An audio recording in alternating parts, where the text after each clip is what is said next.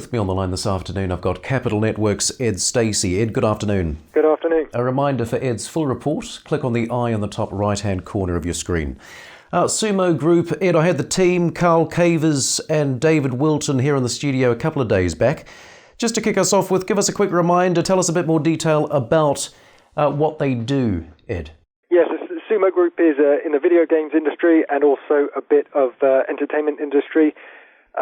There's two big peers in the UK market, listed peers, Frontier Developments and Keywords. Both of those have been phenomenal performers the last few years.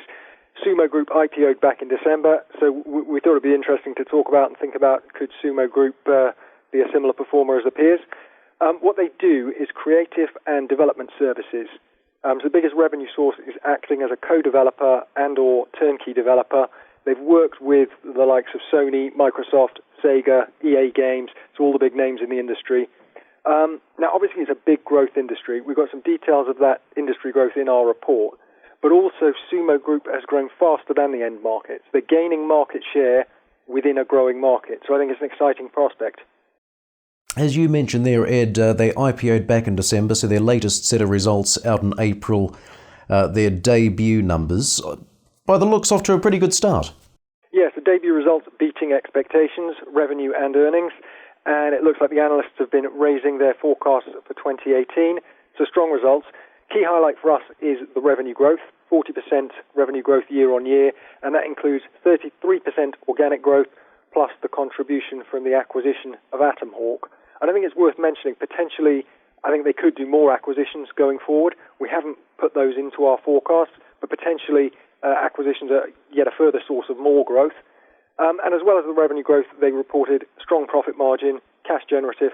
So all in all, yes, very good start as a listed company. You talk in your report about the risk profile of the business. Give us a bit more detail here, Ed.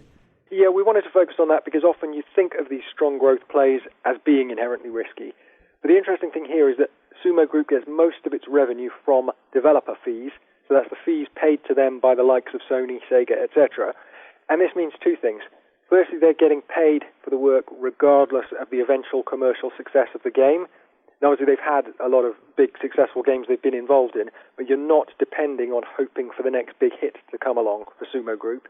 And the second thing, they get paid when they're doing the development. So there's no waiting for royalties for most of their revenue. It's paid as you go along. So there's no real working capital requirement, no significant capex, so they're cash generative. Just as a quick aside, 2017 was exceptionally cash generative. Some of that working capital benefit will rotate back off in 2018. But as you look, if you average over the years, it's going to be a continued story of strong cash generation. So now actually they've got a cash positive balance sheet and they're generating cash. It starts to sound sort of not really what you expect from a high growth tech stock at all. But they are generating that tremendous growth and they're maintaining this sort of sensible risk profile. So, it's sort of looking good in both senses. Just a quick word, Ed, while I've got you on how shares are currently trading. What's your view here? Yes, the shares have done pretty well since the IPO. As I started out saying, there have been some really big performers in recent years among the sector peers, and you tend to see big growth valuation multiples applied. But Sumo Group is actually on quite modest multiples, either on PE or on EBITDA multiples.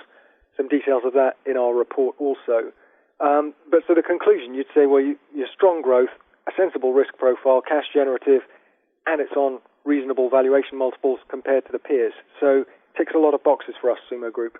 For Ed's full report, click on the eye in the top right-hand corner of your screen. Ed, thanks very much. Thank you.